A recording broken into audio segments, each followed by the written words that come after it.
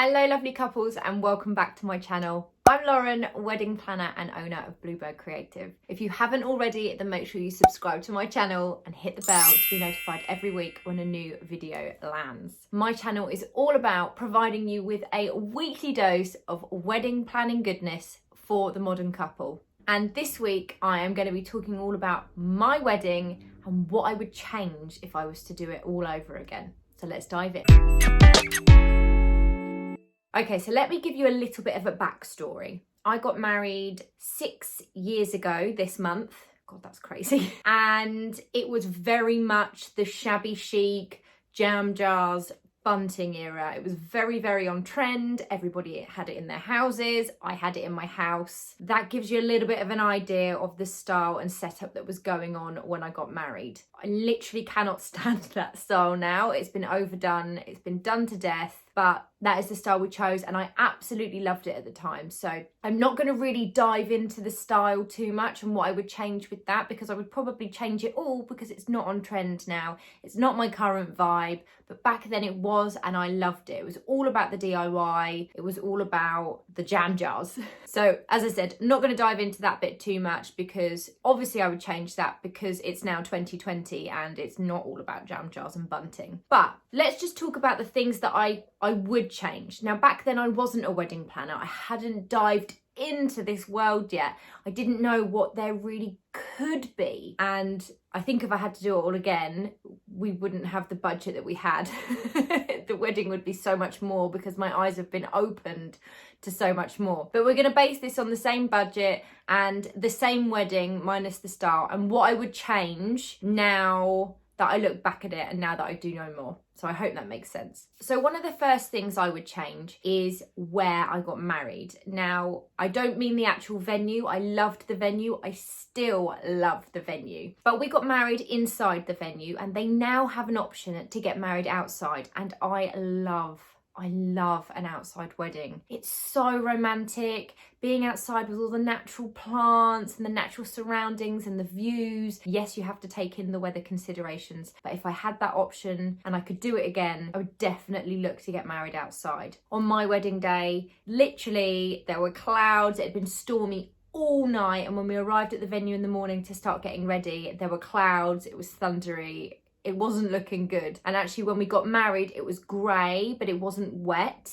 And the sun came out as they pronounced us husband and wife. So I'm taking that as a good omen for starters. But then the sun shone for the rest of the day and we were so lucky. So potentially we could have got married outside. And if I was to do it again, that is what I would do. Something else I would change is to do with how I looked. Now, I loved my wedding dress, and again, I still love my wedding dress. Not sure I'll ever fit back into my wedding dress, but I loved my wedding dress. I didn't wear a veil, and I was totally anti having a veil, and I didn't even try one on. And now when I look at my couples and those that decide to have a veil and look at pictures of people in a veil, I think I'd have one. I think they're really beautiful and you never get the option to wear one again. And I think that is something that I would choose to do for the ceremony. I would also have had my hair changed slightly. Now, when I got married, I didn't spend out loads of money to have my hair and makeup done. I did have a professional do it, but I didn't have a big budget for that. And my makeup was good, but my hair was good in the trial and it wasn't the same on the day. They did something different. And then we ran out of time and I was too scared to speak up and say something, which is ridiculous. So the whole day I was a little bit unhappy with my hair because it wasn't what I'd actually asked for. I literally look back at my past self and I'm like, what was wrong with you? You would never not say something if you weren't happy about it, but I didn't. So that's something I would change, just be more confident in myself and know that it's my wedding day, but also just making sure that I had the right team around me on the day to make me feel amazing, because on your wedding day you need to feel amazing. Now obviously when it came to the day itself, so we got married and I loved our ceremony and we chose friends to do readings and family to be our witnesses, and I loved it. It was short and it was sweet. It wasn't religious. We had a civil ceremony. It was wonderful. And then we went on to the drinks reception, which was great fun. I had a fantastic photographer who I actually work with a lot now, and I don't regret that at all. Nor do I regret my videographer because they're amazing. During the drinks reception, we had Prosecco and then we had pin Pimm's cocktail, served in jam jars, of course, and I had handwritten "drink me" on a load of tags. The relevance of that, I am not entirely sure. We weren't having an Alice in Wonderland themed wedding, we just had jam jars everywhere. So I think I would have tied up my styling a bit better, which again is crazy because that is what I am known for. I am all about a style-led wedding, yet when I look back at my wedding, I think I had too many styles going on in one day. So, you know, it's definitely been a process and a progression. I would probably change the cocktail now from Pimm's to an Aperol Spritz because I prefer it. But the rest of the drinks reception was absolutely fantastic. We had some really funny photos done, which I will show you now. And I requested these from the photographer. I just wanted something fun. I didn't want too many posed pictures. I just wanted to reflect our really silly character. And we used to play this game all the time with friends where someone would take the photo, and as they take the photo, they had to shout an animal or an object, and the person in the photo had no time to think about it, and they then had to be that animal or that object. So we made our photographer do that with us and our guests, and the photos were just hilarious. And I look back and smile because I think we are so silly as a couple and our friends know how to have a laugh, and that was just really good fun. Then the next part of the wedding day is obviously the wedding breakfast. Now I look back and I think, oh gosh, the tables, they were actually fairly sparse because again, we didn't have a massive budget. I did all the flowers myself. Now, my florist was incredible. She did my bridesmaids bouquets, which were really soft, beautiful,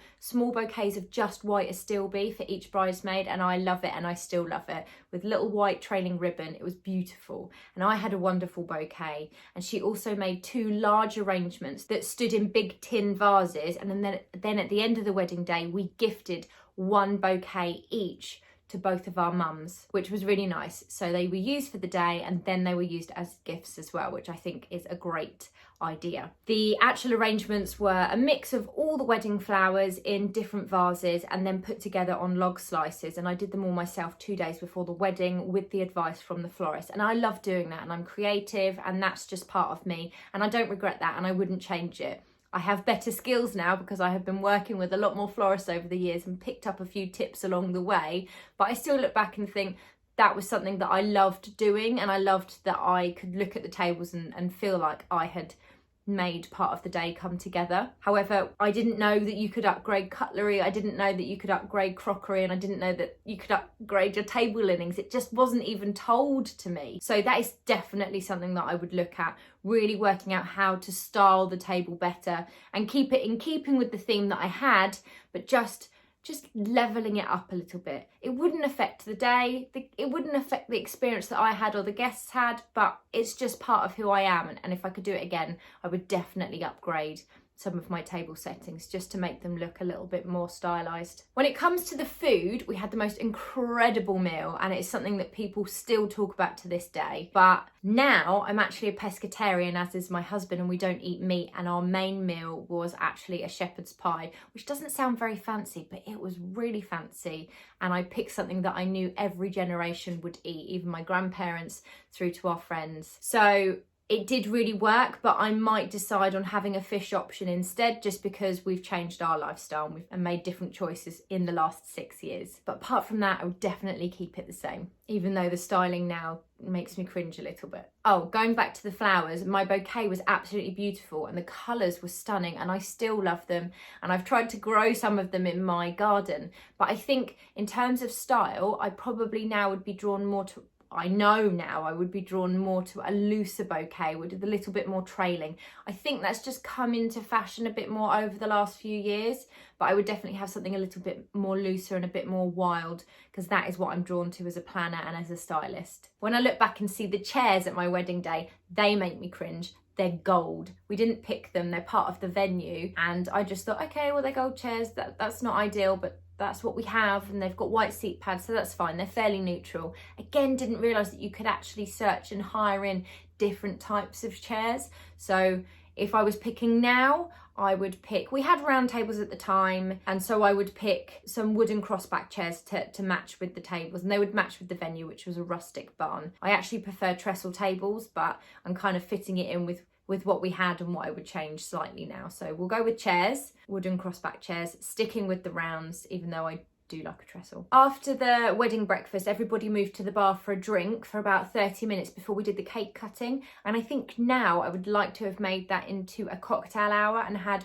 espresso martinis, because they are literally my favourite drink, and I think that could have been a real fun addition to the wedding day. Then our wedding cake was made by a friend. I loved that. Every tier was slightly different flavour. It was fun, it was personal, and I loved it. And the rest of the evening was just incredible, and I wouldn't change it. We had the most amazing band playing. Everybody was on the dance floor all night. It was packed all night. I changed into a pair of Converse that I had styled out with a load of gemstones, which is very me, and I loved that. The only thing I would change in the evening is making sure that I actually got some of the evening food. We had some Thai, sort of Asian banh mi buns that were handed round, which meant something to me and my husband because we travelled Thailand together and loved it and love Thai and Asian food. And I did not get one. So I would make sure that somebody came and gave me the food, because I hate the fact that I missed out on those, because we chose them because we like them and I didn't get one. So when I actually decided to do the topic for this video, I was like, oh my gosh, this would be great, a great topic, because I would change so much. Because I've always said if I was to get married again, I would need double the budget to do the wedding that I really want, to fit with my current style and what I like and the people that I would want to work with. And then when it came to actually writing the list down for this video and saying what would I change if I had the same budget, it actually wasn't half as big as I thought. In fact, it wasn't that big at all, as you can see. I loved my wedding day.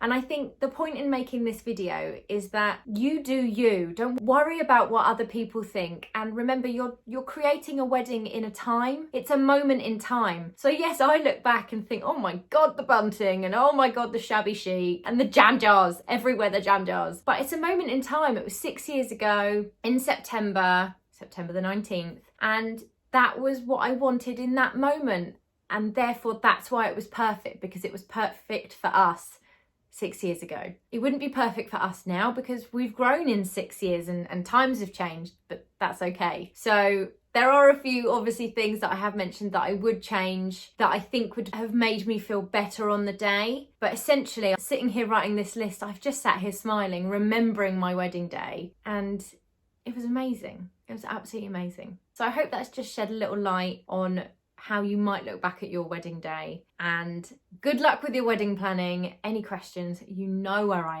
am. If you want to grab my free wedding planning checklist, then it is in the description box below, as are all my freebies. So check out the description box and go and grab whatever you need. Happy planning, guys. Cannot wait to see you next week. Have a fab week. See you later. So before we some really good, why am I talking with a pen?